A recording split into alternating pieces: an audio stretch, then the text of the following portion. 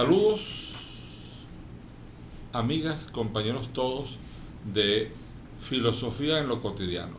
Muchísimo gusto de estar nuevamente con ustedes. El punto que hoy vamos a tratar se titula Asuntos propios del hacer científico. Nos trataremos, como no es difícil advertir, de los temas típicos por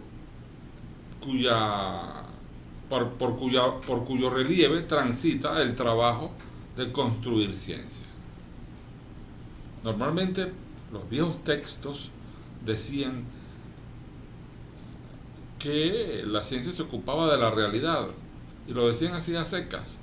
Sin embargo, uno, después de leerlo,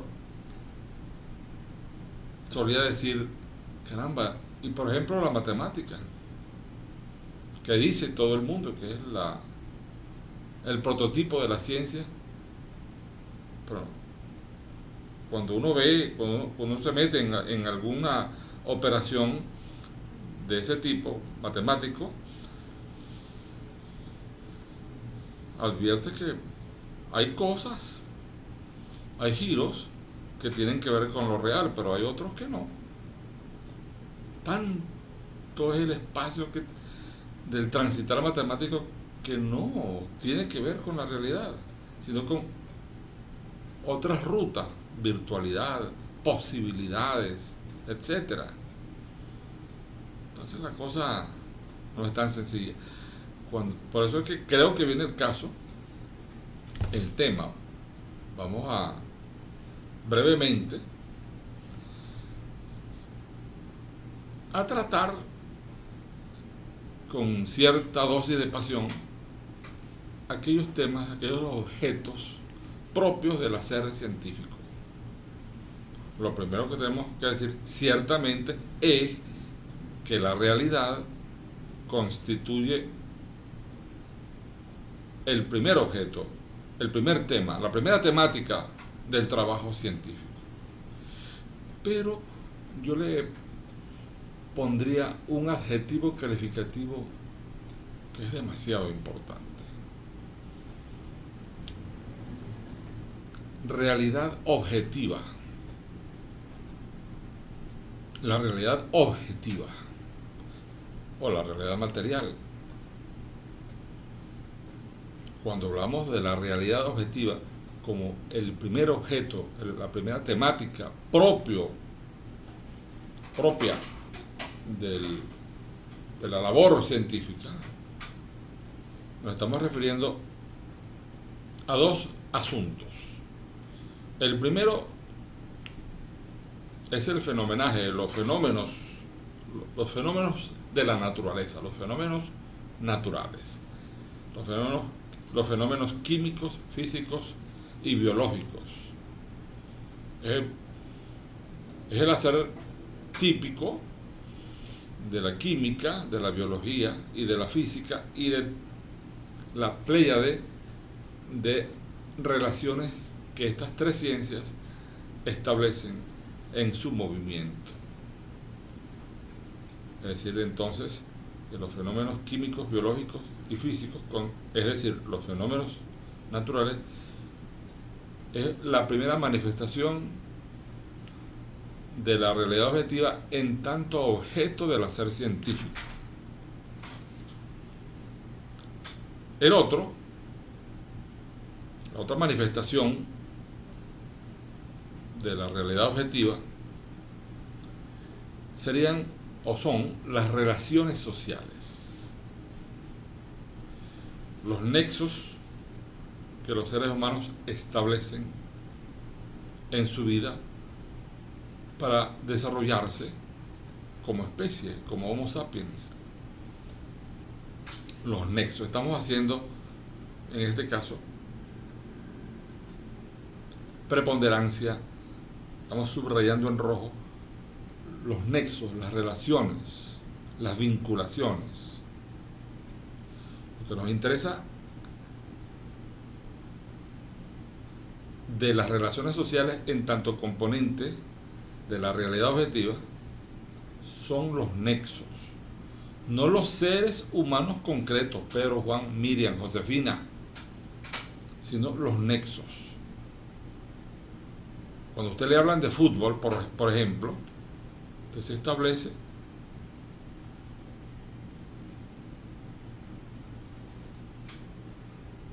una disciplina. Usted no escoge con pinza a Messi, a lo que fue Pelé como deportista, o Maradona como deportista, o a un arco, o un arquero, o un balón. Estamos refiriendo a fútbol como una disciplina, como una regla de juego, un deporte, digámoslo así. Aunque muchos dicen que más que deporte es un espectáculo. Sería una discusión ya de carácter ético, valórico, que no es el caso en este momento. Lo que sí nos interesa es decir que cuando hablamos de relaciones sociales estamos hablando, como lo sugiere el propio término, los nexos. Ciencias que hacen de esto sus hábitats, fundamentalmente la economía política, la sociología y otras ciencias sociales. El segundo objeto, la segunda temática del hacer científico, optamos por denominarlo hominidad. Hominidad.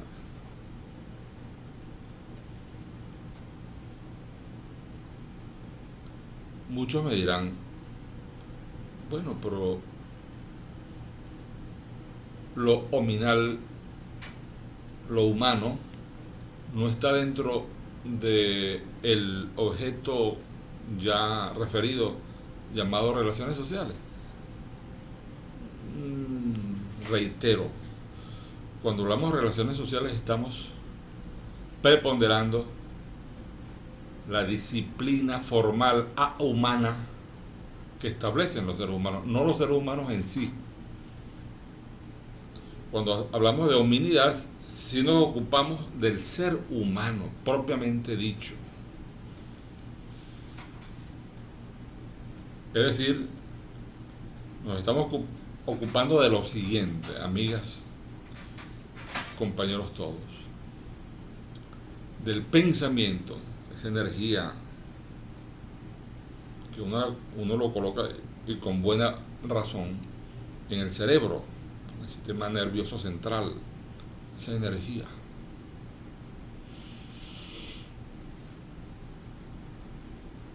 El lenguaje,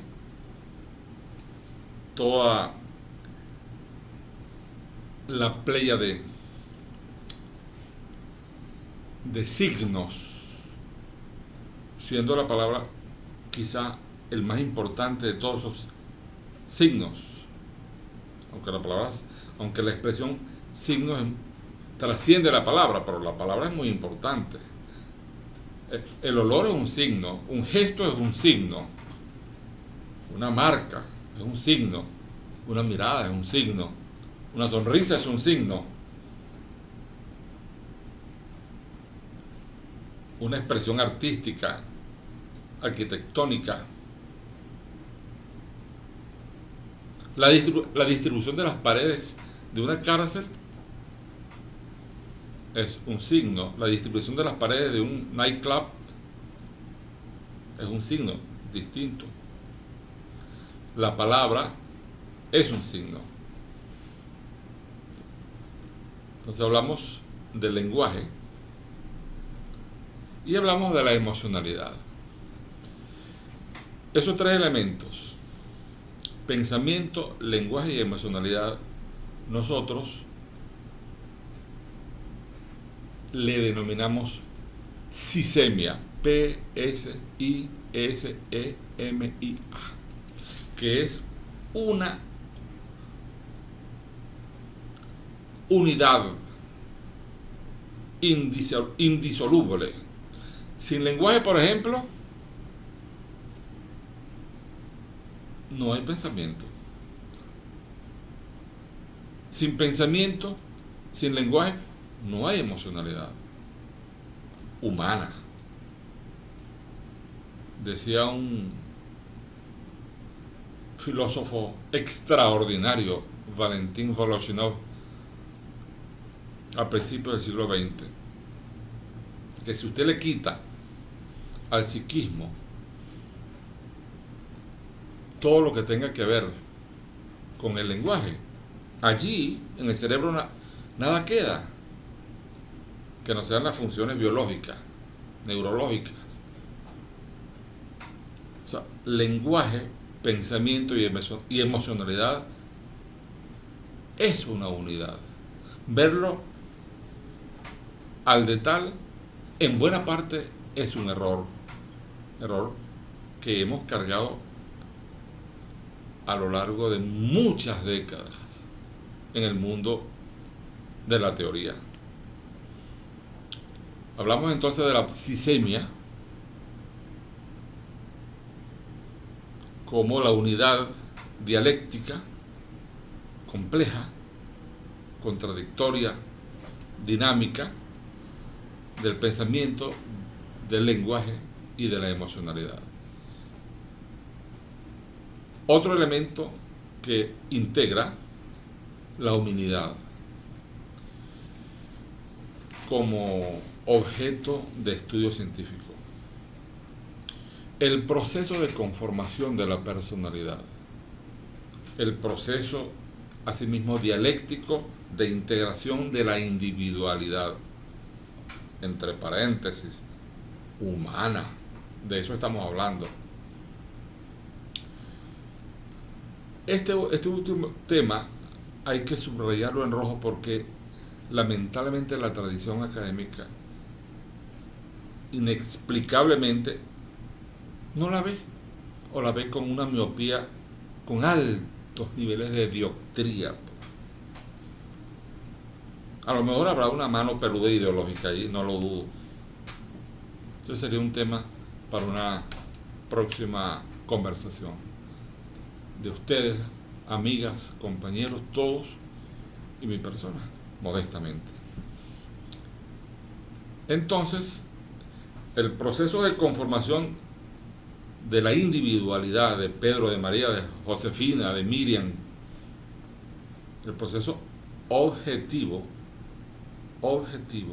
de conformación de la personalidad integra, es otro factor propio de la hominidad en tanto componente de los dos grandes brazos del hacer científico.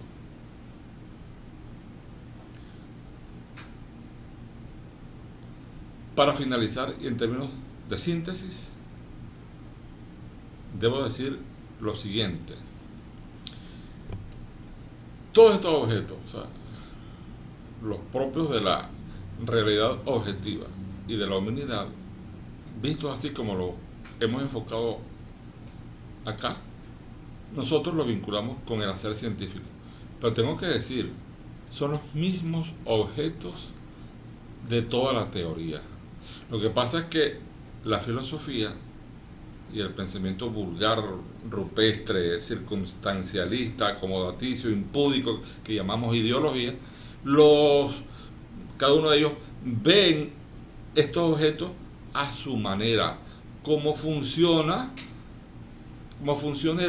las circunstancias y el poder de manera oculta, en la mayoría de los casos, o flagrante en algunos. Pero finalmente son los mismos. Lo que pasa es que en la ciencia